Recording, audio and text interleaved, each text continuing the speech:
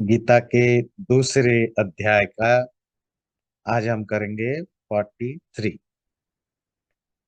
कामात्मनः स्वर्गपरा जन्म कर्म फल प्रदाम क्रिया विशेष बहुलाम भोगैश्वर्य गतिम प्रति। श्री कृष्ण अर्जुन को कह रहे हैं कि मैं तुम्हें एक ऐसी बात अभी बताने जा रहा हूं। It's all about the attitude of mind. एक ऐसे योग, एक ऐसी स्ट्रैटेजी या बात बताने जा रहा हूं जो तुम्हें हर तरह से हेल्प करेगा।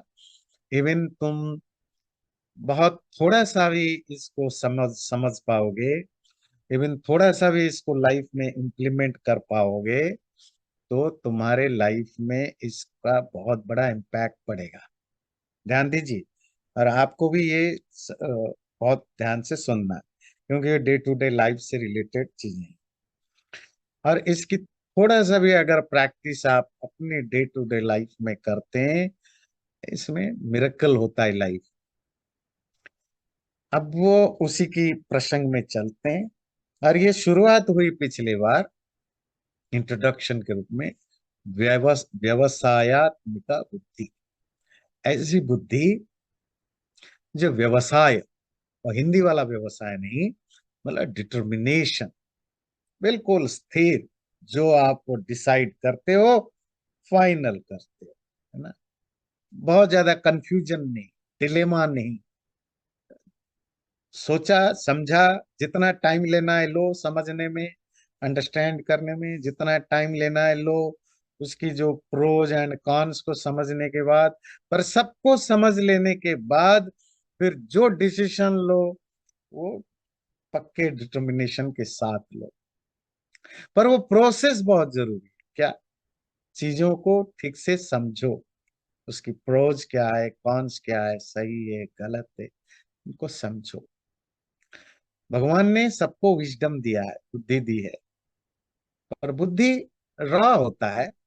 अगर आप उस बुद्धि को, केवल उसी बुद्धि को यूज करते हो जो इनबिल्ट है, पैदा होने के साथ जो विजडम आया, तो फिर हम बहुत ज्यादा एनिमल से ज्यादा बेटर डिसीजन नहीं ले सकते। इसी के लिए करना क्या होता है, हमें पढ़ना होता है, लिखना। पढ़ना जरूरी नहीं कि बुक पढ़े, दुनिया को समझना होता है। बहुत सारे इलिटरेट लोग हैं जिन्होंने बड़ी सारे काम ज्ञान की बातें लिखी है। कैसे लिखी? उन्होंने दुनिया को ऑब्जर्व किया, आसपास चीजों को, नेचर को, ह्यूमन बीइंग की बॉडी लैंग्वेज को। ये भी पढ़ना ही होता है। पढ़ना से बुक्स नहीं होता है, बुक को भी पढ़ना। तो जिससे कि आपके अंदर जितना ज्ञान बढ़ेगा, अंडरस्टैंडिंग बढ़ेगी, उसकी प्रोज एंड कॉन्स को ठीक ठीक आप जान पाएंगे। फिर आप डिटरमाइन करेंगे कि मुझे क्या करना करना चाहिए, नहीं करना चाहिए। That will be determined wisdom. जब आप रैंडमली, खुमिसियली या इमोशनली ओवरवेल्म्ड होकर किसी चीज को अच्छा या बुरा मानते हैं, वो हमेशा मोस्ट ऑफ टाइम वो गलती होता है। एक आधा बार कहीं तुक्का लग जाए, सही हो जाए, वो गलती होता है। और रिलीजियंस में भी यही प्रॉब्लम हुआ। क्या? कि आज के डेट में जितने भी रिलीजियंस दुनिया भर में है, उन सब में यही भेड़ चाल बनी है। अर्थात कोई किसी को नहीं फर्क पड़ता कि जो रिलीजन वाले बता रहे हैं या जो सेक्ट वाले बता रहे हैं कि ये गॉड ऐसा है ऐसा है। थोड़ी कॉमन सेंस यूज करो, थोड़ी दुनिया को पढ़ लिख लो, थोड़े science, technology, common sense, psychology, जो नहीं पढ़ सकते हो तो जो तुमने लाइफ में ऑब्जर्व किया है उसके साथ उसको मैच कराओ, फिर एक्सेप्ट करो। हम ऐसा करते नहीं है, इसीलिए हम धोखा खाते हैं। तो और जब आप स्वाध्याय के बाद ठीक ठीक पढ़ लिख समझ लेने के बाद कोई चीज को डिसीजन लेते हो, फिर वो डिटरमाइंड होता है और उसमें टिके रहना, डिगना नहीं। इस पर बात चल रही थी। और अगला जो बात है, जो आज का श्लोक है, वो देखिए, फिर मैं अर्थ करता हूं। जो कामात्माएं, कामात्मा मतलब जिनकी इच्छाएं होती हैं, हर हमेशा कुछ ना कुछ चाहते हैं, जो अपने सेंसेस को, इंद्रिय को ग्रेटिफाई करने के लिए हमेशा चाहते रहते हैं, ऐसे व्यक्ति क्रिया विशेष बहुला, ऐसे बहुत तरह के एक्टिविटीज में इन्वॉल्व रहते हैं, जिसमें स्वर्ग मिले, जन्म मिले, कोई फल मिले, भोग, एंजॉयमेंट हो, ऐश्वर्य या प्रॉस्पेरिटी। तो इसको समझने से पहले ध्यान रखिए, हम जो कुछ भी काम करते हैं 3 लेवल के फल की इच्छा से करते हैं। पहली है कि जो हमारी जो डे टू डे लाइफ में प्रॉस्पेरिटी हो, धन संपत्ति हो, पावर हो, पोस्ट हो, रिलेशनशिप हो, जो जिसको हम कहते हैं भौतिक इच्छाएं, अर्थात मैटेरियल इच्छाएं। इस जीवन में हम मैक्सिमम सुख भोगें, उसके लिए जो भी जरूरतें हैं, पैसा, relationship, family, social status, power, appreciation, जो कुछ भी चीजें हैं, इसके लिए ये हम एफर्ट्स करते हैं। और इस एफर्ट्स के पीछे उद्देश्य यही होता है कि हमें मैक्सिमम भोग, एंजॉयमेंट और ऐश्वर्य, प्रॉस्पेरिटी मिले। ये फर्स्ट कैटेगरी की होती है। और इस कैटेगरी में भी 2 लेवल के लोग होते हैं। एक लेवल के लोग जो प्योरली सेंसुअल होते हैं, वो एनिमल्स की तरह होते हैं। उनको अपनी इंद्रियों को खुश करना है, खूब खाना है, खूब पीना है, नाचना है, गाना है, सेक्स करना है, यही सब चीजें उनके लाइफ की पर्पस है। अपनी सेंसेस को, फिजिकल बॉडी के रिलेटेड सुखों को मैक्सिमम भोगना है। उनके लिए नेम, फेम, पैसा, पावर, पोस्ट सब यूजलेस है, उसका कोई मतलब नहीं। ये तो जो बिल्कुल लोअर कैटेगरी के होते हैं। थोड़े उससे ऊपर कैटेगरी के, ये जो लोअर या ऊपर कहता हूं मैं, कोई गुड या बैड सेंस में नहीं कह रहा हूं, क्योंकि इनमें जो जो मैं हायर क्वालिटी के लोग बताऊंगा वो वर्स्ट भी होते हैं। तो एक सेकंड कैटेगरी जैसे ऊपर कैटेगरी की है, जो फिजिकल प्लेजर तो चाहते हैं, पर उनके लिए फिजिकल प्लेजर इतना जरूरी नहीं जितना मेंटल प्लेजर जरूरत है। ईगो प्लेजर, वो क्या होता है कि मुझे पावर मिले तो ज्यादा खुश होता है, पोस्ट मिले तो ज्यादा खुश होता है, बहुत पैसा कमाए तो खुश होता है। उसके लिए वो अपना सेंसुअल प्लेजर को कंप्रोमाइज भी कर सकता है। ठीक है ना? नहीं, वो घर भी 4 दिन में एक बार आ सकता है। वो अपना खाना पीना भी कंप्रोमाइज कर सकता है। वो फर्स्ट कैटेगरी के टाइप का नहीं, जो नाच मतलब जो सिर्फ बॉडी के सुख ढूंढता है। वो उससे बेंड ईगो को भी सेटिस्फाई करने की कोशिश करता है। और तीसरा जो उससे मिलता जुलता है, इमोशन को सेटिस्फाई। वो इमोशन क्या होता है कि मुझे बहुत ज्यादा से ज्यादा लोगों को प्यार करें, मैं मेरा दोस्त बने, वगैरह वगैरह। इन सबको मिला के हमने एक कैटेगरी में रखा। जो फिजिकल या मेंटल सुख पाना चाहते हैं वो एक कैटेगरी में रखते हैं, मैटेरियल सुख भोगने वाला।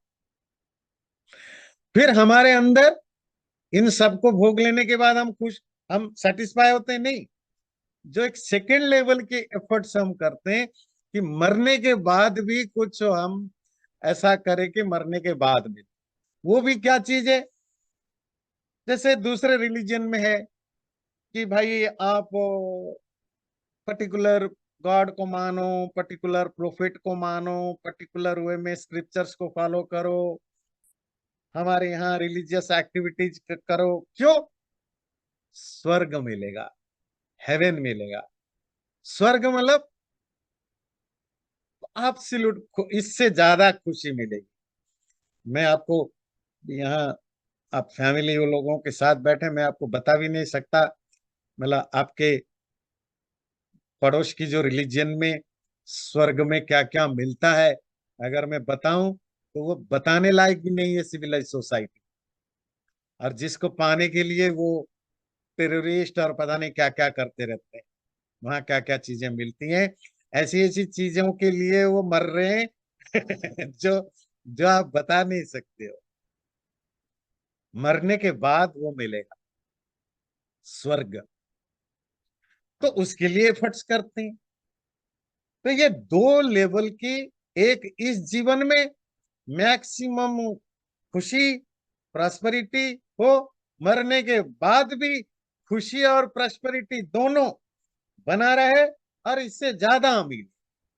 ये ह्यूमन बीइंग की नेचुरल एस्पिरेशन है, प्राकृतिक इच्छाएं हैं। इसको फुलफिल करने के लिए लोग अपने अपने तरह से आपको मोटिवेट करते हैं या मैनिपुलेट करते हैं। इस जीवन में आपको मैक्सिमम सुख मिले तो पॉलिटिक्स पैदा हुई। पॉलिटिक्स वाले कहेंगे, पॉलिटिशियन वाले, कि हम हैं तो आपकी जीवन में हम स्वर्ग ले आए। तो अगले जीवन के स्वर्ग के लिए, अगले जीवन में खुशी मिले, उसके लिए रिलीजियन बना। ये चिंता मत करो, इस जीवन में कष्ट उठाओ, दुख उठाओ, हमारे यहाँ आओ, और हमारे कहने के हिसाब से अपनी कष्ट दुख उठाओ। क्यों? ये जीवन तो वैसे ही बीत जाएगा कुत्ते बिल्ली की तरह। अगले जीवन में इससे 1000 गुना बेटर लड्डू मिलेगी, बढ़िया चीजें मिलेगा। तो फिर लोग लग जाते हैं। तो ये जो स्वर्ग, मरने के बाद कुछ स्वर्ग मिल जाए और इस जीवन में बढ़िया हो, यही दो पर्पस होता है। ये तो मैंने ओवरऑल रिलीजन की बात करी। अब आते हैं हमारे यहाँ जो ट्रेडिशनल सोच रहा है। पहली वाली तो ह्यूमन नेचर है, तो ठीक है। पहली वाली क्या है कि पैसा, power, post, sensual pleasure, body pleasure वगैरह वगैरह वगैरह, इमोशनल कनेक्शन, ये तो पहला वाला। तो स्वर्ग जो है, प्राचीन काल में, जैसे आजकल हिंदुओं में पूजा पाठ, मंदिर में जाना, जप तप, ये सब क्यों करते हैं? स्वर्ग जाने के लिए। तो पहले तो मंदिर वगैरह का कंसेप्ट था नहीं, मूर्तियां होती नहीं थी, मंदिर नहीं होते थे, तो मंदिर नहीं होते थे, मूर्तियां नहीं होती, तो इस तरह की पूजा पाठ की व्यवस्था नहीं थी। तो उस समय जो पुराने हिंदुओं की पूजा व्यवस्था क्या थी? यज्ञ था। और यज्ञ के 50 तरह के वेरिएशन थे, और वो यज्ञ करते थे बिल्कुल इसी पर्पस से। जब तब भी वहां होता था, उस समय भी होता था, पर आजकल की तरह माला वो 108 208 गिन करके कोई नहीं करता था। पर जब की कंसेप्ट वगैरह था, पर उद्देश्य अगेन वही था। क्या? इस जीवन में जो प्रॉब्लम हमारे द्वारा सॉल्व नहीं होगा, कोई सुपर नेचुरल पावर जिसको हम गॉड कहते हैं, वो ठीक कर दे। अब मरने के बाद एक बढ़िया बढ़िया सा जगह दे दे जहां हर तरह की सुख सुविधाएं मिले, स्वर्ग। यही दो पर्पस है, हमेशा से रहा है। कोई बुरी बात है? नहीं, बुरी बात नहीं है। हर इंसान क्रिया विशेष बहुलाम, 50 तरह के एक्टिविटीज, गलत सही, वो ब्लैक व्हाइट, हर तरह के एक्टिविटीज में इन्वॉल्व है, यही दो चीज के लिए। क्या? इस जीवन में भोग ऐश्वर्य, मरने के बाद भी वही चीजें पाने के लिए लगा रहता है। ऐसे लोगों का अगला देखते हैं। भोगैश्वर्य प्रसक्ता नाम तया पहृत चेतसाम व्यवसायत्मिका बुद्धि समाधौ न विधीयते। जिन लोगों का मन इस तरह के भोग, एंजॉयमेंट, ऐश्वर्य, लॉर्डशिप, पावर, पोस्ट आदि के प्रति जो चिपके हुए हैं, ऐसे लोगों का मन कभी भी समाधि में, मेडिटेशन में, या सिंगल पॉइंटेड में होने में नहीं हो सकता। व्यवसायत्मिका बुद्धि, और वो कभी भी ऐसे चीजों में डिटरमाइंड नहीं हो सकते। तो आप कहेंगे क्या ये बुरी चीजें जो हम कर रहे हैं? क्या? कि जो sensual pleasure, physical pleasure, mental pleasure, या परजन्म, अगले जन्म की स्वर्ग पाने की इच्छा से जो करते हैं, ये सब बुरी चीजें हैं? नहीं नहीं। जब हम इसको क्रिटिसाइज कर रहे हैं, गीता क्रिटिसाइज करता है, इसीलिए नहीं कर रहा है कि वो कह रहा है कि ये वर्स्ट है, ये बेकार है, इसको करने वाले सब नरक जाएंगे, ऐसा कुछ नहीं। बस इसका कहना है ये नेचुरल है, हर ह्यूमन बीइंग ये सब करना चाहता है। बस इसको करते समय क्या प्रोज एंड कॉन से ये समझ लेना, और यही सब कुछ नहीं है, this is not the absolute, इसके बियॉन्ड भी कुछ है, उसको समझ लेना। अगर तुम इसके बियॉन्ड कुछ है मानने को तैयार नहीं, जानने को तैयार नहीं, ना जान पाते हो ना मान पाते हो, देन तुम स्टूपिड हो, खराब नहीं है, तुम स्टूपिड हो। बिल्कुल वैसे ही जैसे तुम 12th पास करने के बाद तुम्हें पता चला जॉब मिलता है और तुमने जॉब ले लिया, तुम्हें मंथली $2000 मिलता है, $1500 मिलता है, और तुम 12th पास किया, तुम्हारा एज 17-18 साल की है, और तुम्हें, तुम्हारे लिए ये 1500, 2000, $2500 बिग थिंग, क्योंकि भाई इतना पैसा कभी देखा नहीं था, तो तुम एंजॉय करने लगे।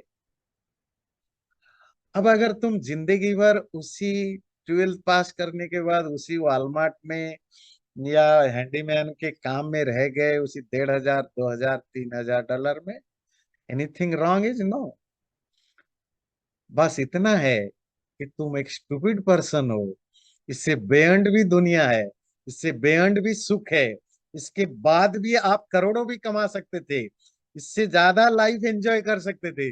वो सब तुम अगर सोचते हो कि नहीं इसके बाद और कुछ नहीं, बस जो है लाइफ यही, यही 2-2500, $3000 ही सब कुछ है, यही लाइफ ठीक है, यही छोटे से घर में ठीक है, फिर आप इसको क्या बोलोगे, आप खुद क्या बोलोगे उसको? जो आप उसको बोलोगे, आपसे ऊपर जाने वाला व्यक्ति आपके बारे में वही ख्याल रखता है। कि जैसे कोई 10th 12th पास करने के बाद और पढ़ाई नहीं करता, कोई बड़ा जॉब नहीं देखता, छोटे मोटे हैंडीमैन सेल्समैन की जॉब करके लाइफ में पड़ा रहता है, कोई आगे की सपना नहीं देखता, बड़ा होने की नहीं सोचता, उसको लगता है आगे कुछ भी नहीं, यही सब कुछ है, और आपके नजर में वो बड़ा स्टूपिड है, वो खराब आदमी नहीं है, वो बुरा आदमी नहीं है, पर वो फुलिश है, क्योंकि उससे बियॉन्ड भी सुख है, वो भोग सकता था, उसको कोई गाइड करते तो। जैसे आपके नजर में वो बड़ा बेवकूफ है, इसी तरह जो लोग मैटेरियल प्रॉस्पेरिटी में खुश हो जाते हैं, उनके लिए स्वर्ग जाने वाले लोगों को लगता है ये बेवकूफ है। फिर जो स्वर्ग जाने की कोशिश करते हैं, उसके बियॉन्ड जो सुख है, उनके लिए वो लगता है स्वर्ग जाने वाले लोग मूर्ख हैं। तो देर आर डिफरेंट लेयर्स।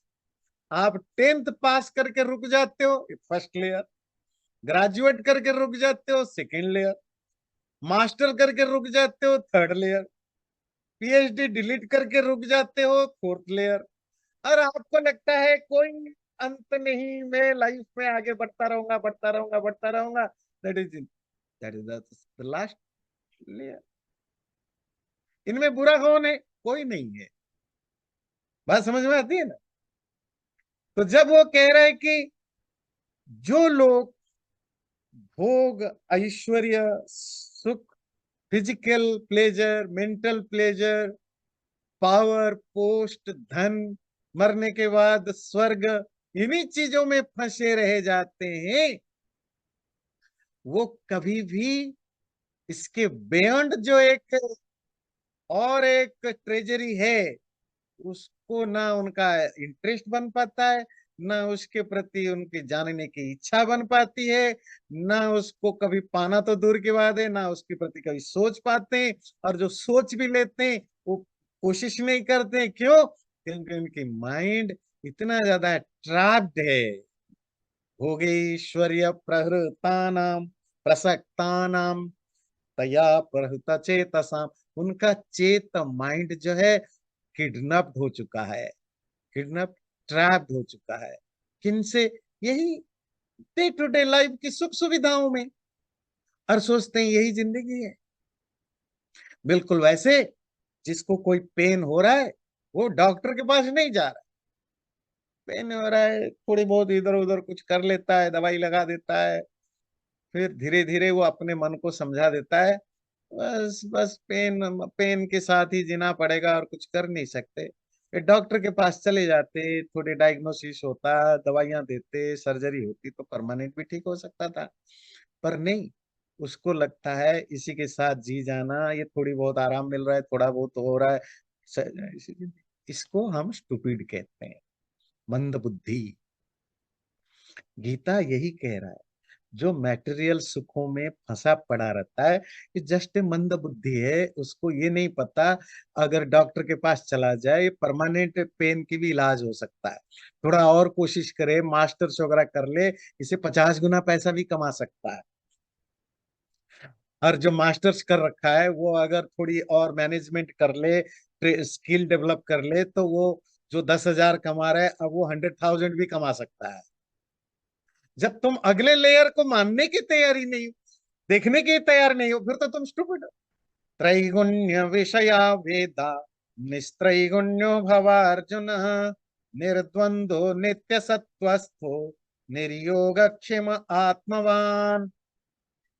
ये बड़ा इंटरेस्टिंग श्लोक है, इसकी ट्रांसलेशन समझेंगे। वेद 3 गुण वाले होते हैं। हे अर्जुन, तुम निस्त्रैगुण्य त्रिगुणों से ऊपर उठने वाला बनो, द्वंद पेयर सब अपोजिट से ऊपर उठने वाला बनो, नित्य सत्वस्थ अपनी एक एक डिटरमाइंड और सिंगल पॉइंटेड वाला बनो, निर्योग क्षेम योग और क्षेम से ऊपर बनो। आप वेद पढ़ो या घास काटो या पैसा कमाओ या राजा बनो, कुछ भी करो, इनसे आपको 3 फायदाएं होती हैं। ये त्रैगुण्य होते हैं, धर्म, अर्थ और काम। इसको कहते हैं त्रैगुण्य, धर्म, अर्थ और काम। इससे आपको 3 चीजें मिलती है। क्या? पैसा, धन, वेल्थ, अर्थ, काम, सेंसुअल प्लेजर, सेटिस्फाई करने के आपको मौका मिलता है। और अगर आप सही रास्ते, हम बुरे लोगों की बात नहीं कर रहे हैं, आप धर्म भी कमाते। धर्म मतलब अब अच्छा कर्म करते हैं, फिलांथ्रोपिक काम करते हैं, लोगों का भला करते हैं, सच बोलते हैं, ऑनेस्ट होते हैं। वेद तो यही सिखाता है ना। तो वैदिक शास्त्र या कोई भी शास्त्र पढ़ लेने पर आपको ये 3 चीजें मिल सकता है। क्या मिल सकता है? खूब धन कमा सकते हैं। आप बायोलॉजी पढ़ो, केमिस्ट्री पढ़ो, इकोनॉमिक्स पढ़ो या पॉलिटिक्स पढ़ो या वेद उपनिषद वेदांत पढ़ो, पढ़ने से जानने से 3 फायदा ही होती है। ध्यान रखिए, कोई वेद पढ़ने से, उपनिषद पढ़ने से ब्रह्मज्ञानी नहीं होता। गीता पढ़ने से कोई ब्रह्मज्ञानी नहीं होता। हाँ, क्या होता है? ब्रह्म के बारे में आपको कुछ इंफॉर्मेशन मिलता है। केवल पढ़ लेने से फायदा वही होता है जो साइंस पढ़ने से होता है, इकोनॉमिक्स पढ़ने से होता है। क्या फायदा? जी मैं वेद का एक्सपर्ट हूं, ठीक है, आपको नाम होगा, नेम, फेम होगा, आप किसी प्रोफेसर बन जाएंगे, कुछ और बन जाएंगे, पैसा कमाएंगे। बात समझ में आती है? पैसा तो वो भी कमाता है जो पॉलिटिशियन है, नाम तो उसका भी है। पैसा तो, नाम भी बिजनेस वाला भी कमाता है। पैसा तो वो क्लब चलाने वाला भी कमाता है, नाम भी कमाता है। तो आप भी वही नाम कमाओगे, पैसा कमाओगे। हो गया ना अर्थ? अर्थ की पूर्ति हुई। फिर उससे आप अपनी काम, जो आपकी इच्छाएं हैं, सेंसुअल प्ले डिजायर हैं, इंद्रिय की इच्छाएं हैं या फिजिकल नीड है, उनको फुलफिल करोगे। और अगर आप थोड़ी बेटर हो तो आप अच्छा काम करोगे। अच्छा काम करने से क्या होगा? धर्म कमाओगे। धर्म, अर्थ, काम, ये तीनों आप कमाओगे। किससे? कोई भी शास्त्र से आप जुड़ो, वो वेद आदि शास्त्र हो या सेकुलर शास्त्र हो, इनसे मैं आ रहा, ये इनसे आप धर्म, अर्थ, काम, 3 गुणों को कमाओगे। 3 तरह के चीजों को पाओगे। हे अर्जुन, उससे बेअंड जाना पड़ेगा। एक चौथा भी है जो उससे बेअंड है। तो त्रैगुण्य विषया वेदा निस्त्रैगुण्यो भवार्जुन। हे अर्जुन, तुम वो तीन गुण धर्मार्थ काम प्राप्ति के लिए जो भी शास्त्र हैं, उन वो तो सारे शास्त्र यही हैं। और तुम्हें उन तीन गुणों से, त्रिवृत्त से ऊपर उठना है। और उसके लिए निर्द्वंदो, और दो तीन चीजें, और क्या क्या करो, द्वंद्व से भी ऊपर उठो। जब आप धर्म अर्थ काम को एंजॉय करोगे, इन तीनों में एक इंटरेस्टिंग चीज होता है, वो है द्वंद्व। द्वंद्व समझते हैं? अब पेयर्स ऑफ अपोजिट, दो अपोजिट चीजों का पेयर। और हम सब जिसको भी मैटेरियल, मेंटल, फिजिकल किसी भी सुख से गुजरना पड़ता है, वो इस द्वंद्व से गुजरता है। क्या वो मूवी है ना, क्या नाम है, कभी खुशी कभी गम, है ना? कभी खुशी कभी गम, कभी अच्छा कभी बुरा, कभी खुशी कभी गम, कभी ठंड कभी गर्मी। ये कभी खुशी कभी गम, ये दोनों के दोनों ये पेयर्स होते हैं। वो हमेशा हमारे साथ में रहेंगे। गीता जो भूमिका बांध रहा है, जो इंट्रोडक्शन बना रहा है आगे कुछ कहने के लिए, उसका है कि ये धर्म अर्थ काम से परे भी कुछ है। और ये जो धर्म अर्थ मैटेरियल या इमेटेरियल सुख भोगते हो, ये भी द्वंद्व वाला है, पेयर्स ऑफ अपोजिट। इसमें आपको सुख भी है, दुख भी है, बैड टाइम भी है, गुड टाइम भी है, अच्छा भी है, बुरा भी है, ये सब मिक्स है, दिन है रात है। पर कुछ ऐसी भी स्टेट है जो इस द्वंद्व से भी परे है। हे अर्जुन, तुम उस पेयर्स ऑफ अपोजिट से भी बेअंड बनना, बनो नित्य सत्वस्थ। और एक वो जो सत्व है, सत्व, यहाँ सत्व गुण की बात नहीं है। सत्व रजत तमा ये तीनों गुण जो होते हैं, ये तो मैटेरियल चीजें हैं ना। ये मैटेरियल, ये जो धर्म अर्थ काम, ये तीनों त्रिगुणात्मक होते हैं। जो सत्व रजत तमो गुणात्मक ही धर्म अर्थ काम तीनों होते ही होते हैं। वो तो नेचुरल है। वो कोई भी मैटेरियल चीज होगा उसमें सत्व रजत तम रहेंगे। सत्व लाइटेड है, गुड है, और धर्म सत्वगुणी है, पाप तमोगुण है, और धर्म और अधर्म का बीच का रजोगुण है। ये तीनों हमारे लाइफ में हम करते रहते हैं। ये जो कहा नित्य सत्वस्थ, परमानेंटली सत्व में स्थिर हो जाओ, वो सत्व गुण की बात नहीं कर रहे हैं। सत्व यहाँ सत्ता, परमात्मा, परम आत्मा या चेतन में स्थिर हो जाओ। जब तक तुम ये फिजिकल या मैटेरियल चीजों में इन्वॉल्व रहोगे, तो ये सत्व रजत तमो गुण वाले मैटेरियल वर्ल्ड और इस तरह के जो तीन तरह की ह्यूमन एस्पिरेशन है, धर्म अर्थ काम, इसी में फंसे रहोगे। तो तुम जब तक परमानेंटली इससे बियॉन्ड, जो चेतन है, जो चैतन्य है, मतलब कॉन्सियसनेस, उसमें स्थिर हो जाओगे। और हमारी डे टू डे लाइफ की सुख भोगने की और एक इंटरेस्टिंग एस्पेक्ट है, डायमेंशन, वो है योगक्षेम। तुम योगक्षेम से ऊपर उठ जाओ। ये योगक्षेम क्या होता है? योग क्या होता है? अप्राप्त प्राप्ति ही योग। जो हमारे पास नहीं है उसको पाने का नाम योग होता है, एड होता है, एड करना। अक्षेम प्राप्त अभिरक्षणम, जो हमारे पास है उसको बचा के रखना। तो हम सब ए टू जेड, बच्चे से लेकर बूढ़े तक, हम पूरी जिंदगी जो कुछ करते हैं किसके लिए? योग और क्षेम। जो नहीं है उसको लाना, इकट्ठा करना, और जो है उसको कैसे बचा के रखना। वो आप इन्वेस्ट करो, बैंक में रखो, घर में रखो, जो भी हो। बच्चा नहीं है, बच्चा पैदा करने की कोशिश करते हैं। बच्चा हो जाता है, उसको प्रोटेक्ट करने की कोशिश करते हैं। पैसा नहीं है, पैसा कमाने की कोशिश करते हैं। पैसा हो जाए इसको प्रोटेक्ट करने की कोशिश करते हैं। गाड़ी नहीं है, गाड़ी लेने की कोशिश करते हैं। गाड़ी हो जाए उसको डिफेंड प्रोटेक्ट करने की कोशिश कर दें, घर नहीं है घर लेते हैं, घर मिल गया उसको प्रोटेक्ट। पूरी लाइफ हम करते ही क्या है, योग और क्षेम। जो नहीं है उसको लाओ, जो मिल गया उसको बचाओ, उसको सेव करो, उसको डिफेंड करो, उसको प्रोटेक्ट करो, यही तो करते रहते हैं। और इनमें से एक को नहीं करोगे तो तुम फंस जाओगे, ना धर्म ना अर्थ मिलेगा ना काम मिलेगा।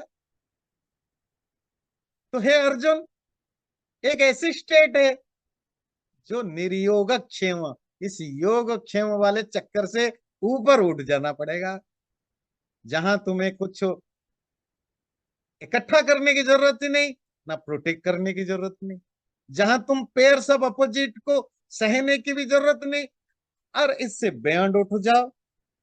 और तब तो फिर उठ के क्या करोगे, वो जो फोर्थ लेवल क्या है, आत्मवान, सेल्फ वाला बन जाओ, अपना वाला बन जाओ। अपना वाला क्या होता है, धनवान समझते हैं, धनवान, a person who has wealth, उसको धनवान कहते हैं। ज्ञानवान, a person who has knowledge. Shaktimaan, a person who has power. तो जिसके पास जो है वो वही वान या मान है, आत्मवान। जिसके पास आत्मा है, वो आत्मा तो सबकी है, हम ही आत्मा है। पर हम सबके बाला बन जाते हैं, हम पैसे वाले भी हैं, हम पत्नी वाला भी हैं, पति वाला भी हैं, बच्चे वाले भी हैं, घर वाले भी हैं, पैसा वाला भी है, नाम वाला भी है, पावर वाला भी है, पोस्ट वाला भी, सब वाला है। नहीं, ये तो कोशिश करते मिल जाए। पर जब है नहीं, जो हम है नहीं, जो हम नहीं हो पाते, वह क्या, आत्मा वाला, खुद वाला। तुम पहले खुद जो हो वही तो हो जाओ। जिस दिन तुम जो हो वही हो जाओगे, फिर तुम ये जो पेयर सब अपोजिट है, फिर एक कॉम्प्लिकेशन से अपने आप ऊपर उठ जाओ। तो तुम कौन हो, आपकी जो एग्जिस्टेंस है वो दो चीजों से बना है। एक बॉडी जो मैटेरियल है, एक आत्मा कॉन्शस है। बॉडी में माइंड, इंटेलेक्ट सब आ जाता है। तो मन बुद्धि शरीर इंद्रियां आदि, इनके तो तुम 100% इसी को सब कुछ समझते हो, इसी को खुश करने के लिए 24 घंटे लगे रहते हो। That's okay, do it. तो 24 घंटे करना गलत है, उसके लिए करना गलत नहीं है। मन बुद्धि इंद्रियां शरीर के लिए काम करना गलत नहीं है। गलत कहाँ है, जब इसी में ही सब कुछ समझ के करते हो। 10th पास करके जॉब करना बुरी बात नहीं है, ग्रेजुएट होकर के जॉब करना बुरी बात नहीं है। प्रॉब्लम है, प्रॉब्लम क्या है, अगर इसी को ही सब कुछ समझ के बैठे तो जिंदगी भर दुखी सुखी, वैसे ही जिसको कहते हैं ना, रोटी नमक खा कर ही गुजारा करो। अगर हलवा पूरी खाना है, महंगे होटल में रहना है, महंगी गाड़ी चाहिए, ज्यादा लग्जरी चाहिए, ज्यादा सुख चाहिए, तो तुम्हें बड़ा सपना देखना पड़ेगा, उसके बैंड जाना पड़ेगा। इसी तरह ये सब कुछ मिल जाने पर भी उसके और बैंड और बढ़िया चीज पाना है, तो उसे बैंड उठना पड़ेगा। और वो क्या है, आत्मा को, खुद को जानो, खुद से कनेक्टेड बनो, अपने आप से कनेक्टेड बनो, और अपने आप को जानो। फिर धीरे धीरे उसी में ही एस्टेब्लिश्ड हो जाओ। फिर क्या होगा, फिर ये जो दुनिया की पेन एंड प्लेजर, सुख और दुख की जो पेयर्स हैं, उससे अपने आप छूट जाओगे। पर मजेदार बात देखिए, जो लोग क्यों नहीं चाहते, आप पेन से नहीं छूटोगे केवल, उस स्टेज में आप पेन से तो छूटोगे, प्लेजर से भी छूटोगे। अब यहीं पर है प्रॉब्लम। हमें पेन से छुटकारा चाहिए, दुख से छुटकारा चाहिए, सुख से नहीं। और गीता जो आगे कहने वाली है, वह कह रही है, चाहती है कि ये नहीं हो सकता। तुम्हें अगर डे टू डे लाइफ की मोमेंटरी सुख चाहिए, ये सुख तो दुख के साथ आता है। ये गुलाब का फूल है, ये कांटों में ही होता है। ये नहीं कह सकते हो कि वे गुलाब का पेड़ चाहिए, गुलाब का फूल, पर ऐसे जो कांटों में ना हो, वो नहीं हो सकता। कांटा साथ में आता है जी हमारे। हाँ, तुम अगर ये डिसाइड करो कि कोई और फूल दे दो, बढ़िया फूल जिसमें कांटा ना हो, हम सोच सकते हैं, कमल का फूल है और भी बहुत सारे फूल है, पर उसके लिए तुम्हें गुलाब से अटैचमेंट छोड़नी पड़ेगी ना। तो तुम कहोगे नहीं, मुझे गुलाब ही पसंद है, पर वो कांटे में नहीं होना चाहिए। हमारी लाइफ गुलाब का फूल है, खूबसूरत है, सुंदर है, ध्यान रखिए, पर कांटे वाला है। लेजर है, पर पेनफुल है। पेन भी है, लेजर फुल है। दिन भी है, बगल में रात आ जाएगी। रात भी है, थोड़ी देर में दिन भी आ जाएगा। जैसे ही आपके दोस्त बनेंगे, यकीन मानिए, आपके दुश्मन भी बनेंगे। और जैसे ही आपके दुश्मन बनेंगे, आपके दोस्त भी बनेंगे। दोस्त और दुश्मन, आप कहेंगे नहीं सारी सब मेरे दोस्त हैं, तुम स्टूपिड हो। दोस्त बढ़ेंगे तो दुश्मन बढ़ेंगे, दुश्मन बढ़ेंगे भी तो दोस्त बढ़ेंगे। Don't worry. दिखाई नहीं दे रहा है, ढूंढो। अगर किसी के लाइफ में शत्रु बढ़ रहे हैं और तुम्हें स्ट्रेस है कि मेरे इतने दुश्मन कैसे हो गए, चिंता मत करना। बस थोड़ा सा आंख घुमा के बात करना, पता चलेगा जितने दुश्मन बढ़े उसके आसपास के दोस्त भी कहीं ना कहीं तुम्हें पसंद करने वाले लोग भी बढ़ चुके हैं। ये नेचर है। हमेशा हर चीज पेयर्स में आता है, पेयर्स में आता है, ये मेरे कहने पर नहीं आता। ये नेचर है, शास्त्र इसी को ऑब्जर्व करके बताते हैं। तो तुम उस पेयर ऑफ अपोजिट से ऊपर उठ जाओगे। यावान अर्थ उदपाने सर्वथा संप्लुतोदके तावान सर्वेषु वेदेषु ब्राह्मणस्य विजानतः। चारों तरफ बाढ़ आया हो, फ्लड आया हो। आजकल साउथ इंडिया में साइक्लोन आया है तो चारों तरफ बाढ़ ही बाढ़ है। तो चारों तरफ बाढ़ आया हो, अरे आपको पानी सिर्फ आचमन करने के लिए चाहिए, चालू करने के लिए चाहिए, तो उतना ही पानी आप यूज करोगे। बाकी बाढ़ से आपका क्या मतलब। इसी तरह सभी वेदों में किसी विज्ञानी ब्राह्मण का उतनी ही जरूरत है। ये क्या इंटरेस्टिंग श्लोक है। पानी का फ्लड होने पर भी आचमन करने के लिए जितना पानी चाहिए, जितने भी वेदादि शास्त्र हो, विज्ञानी ब्राह्मण को उतना ही ज्ञान चाहिए। तो समझ में आया, चलो पानी वाला समझ लेते हैं। जिस जो हमारी ट्रेडिशनल विधि था कि खाने से पहले या पूजा हवन मेडिटेशन किसी भी चीज को करने से पहले वो 3 बार पानी, उतना पानी जितना आपकी पाम में आए, पाम में, पाम में जितना पानी आए उसको पीना खाने से पहले भी। आज भी जो मोस्ट ऑफ जो ब्राह्मण लोग होते हैं, अगर वो अपना ट्रेडिशन को फॉलो करते हैं, आज भी खाने से पहले वो पानी 3 बार आचमन करते हैं, फिर खाना खाते हैं। आचमन का पर्पस था गले को साफ करना। वो खाने से पहले भी गला साफ करना जरूरी है, पूजा हवन करने से पहले भी गला साफ करना जरूरी है जिससे मंत्र ठीक से बोल पाओ, मेडिटेशन वगैरह करने से पहले भी जरूरी है जिससे कि गला भी साफ हो और थोड़ा अलर्टनेस बनी रहे। आचमन के लिए कितनी पानी की जरूरत है, जितना पाम में आए, पता नहीं कितना मिलीग्राम होगा। तो पानी एक लोटा का हो, एक ग्लास का हो, या पूरा समुंदर हो, आपकी जरूरत तो इतनी है ना।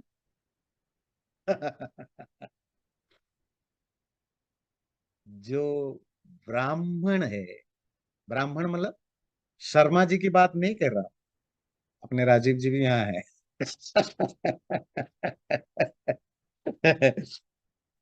मैं शर्मा जी की बात नहीं कर रहा।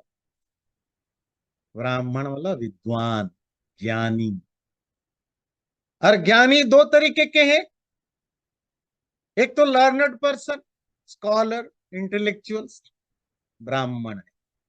पर इसीलिए अब दूसरा ब्राह्मण जिसने खुद को भी जान लिया, सेल्फ रियलाइजर या गॉड रियलाइजर, वो भी ब्राह्मण है।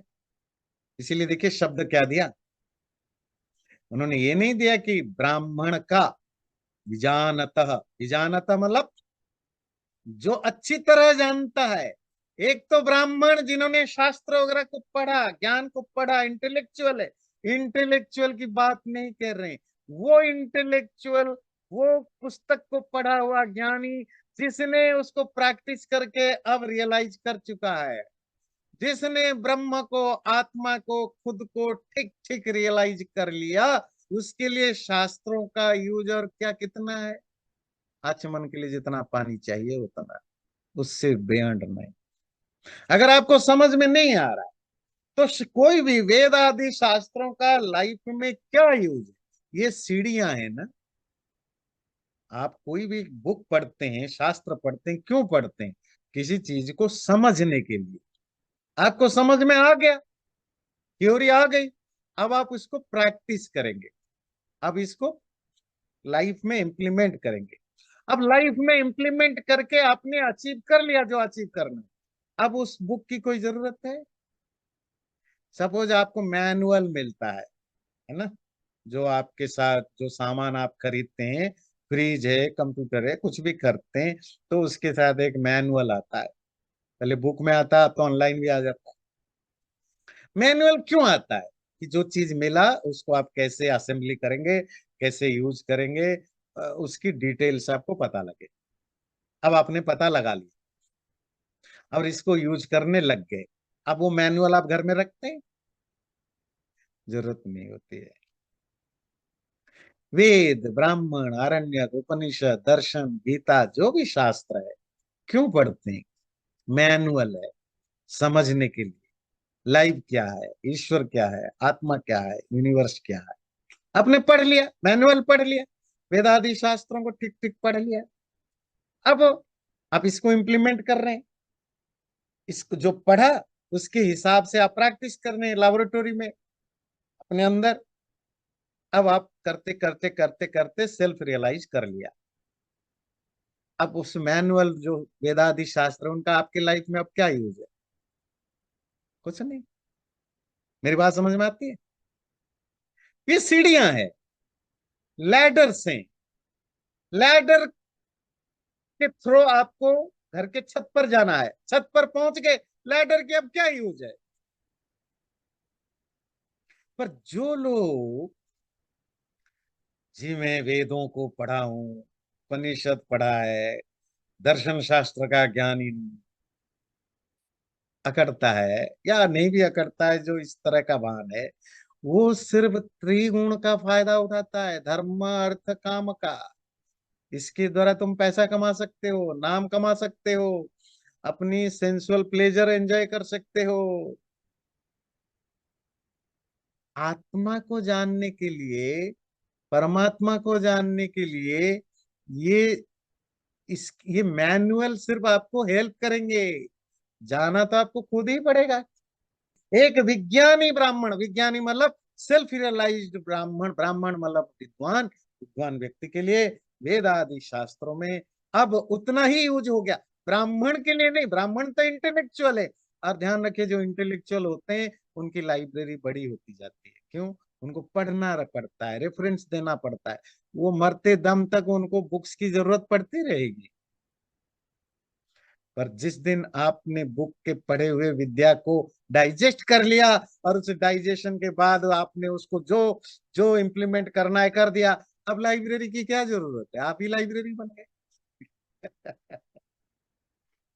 यही वेदादि शास्त्रों के साथ ही यही है।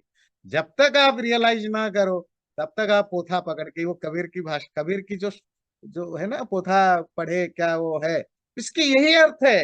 वो पोथा को, पोथी को वो बुराई नहीं कर रहे हैं, वो शास्त्रों की बुराई नहीं कह रहे हैं, वो सिर्फ इतना कह रहे हैं, शास्त्रों को सिर्फ पढ़ते ही रहते हो, पढ़ते ही रहते हो, उससे क्या होगा? पैसा कमाओगे, नाम कमाओगे, धर्म कमाओगे। पर शास्त्रों को पढ़ के अगर तुमने इंप्लीमेंट कर लिया, जिसके लिए शास्त्र पढ़ा उसको समझने के बाद अगर उसको यूज कर लिया, पर फिर तो तुम्हें सब कुछ मिल गया, फिर शास्त्रों की जरूरत ही नहीं रहेगी। और जब तक वो नहीं मिला, उठा पकड़ के घूमते रहना कि जी मैं बहुत बड़ा ज्ञानी हूँ, मुझे तो 5,000 बुक्स की पता है, मुझे 10,000 बुक्स का ज्ञान पता है। वो अब उससे फायदा क्या होगा? फायदा है, क्या फायदा होगा? त्रैगुण्य फायदा। पैसा मिलेगा, नाम मिलेगा, पावर मिलेगा, पोस्ट मिलेगा, ये सब मिलेगा, दैट्स ओके। पर उसके बेअंड जाना जाओगे, फिर ये सब चीजें बेकार हो जाएंगी। तो यहां तक तो उन्होंने बड़ा सारा इंट्रोडक्शन, एक भूमिका बनाई। जो असली पॉइंट रखना है, वो असली पॉइंट क्या है देखते हैं, इसी के साथ पूरा करेंगे। बोलिए। या मैंने पूछना था कि ये स्वामी जो है तब लेक्चर देते हैं, वो हमेशा कोट करते हैं पुराने कोई एक दोहा वगैरह, किसी का और किसी का श्लोक और किसी का उपनिषद की कोट। तो उनको उनको उसकी कोट करने की क्या जरूरत है? They are all realise, but that mean they are not realise वो। देखिए, आप उसको आप ऐसे समझिएगा, आप उसको दूसरे ढंग से समझिए। स्पिरिचुअलिटी छोड़िए। सपोज आपने 12th ग्रेड में साइंस पढ़ी, ठीक है। अब आप मास्टर कर गए, पीएचडी कर गए।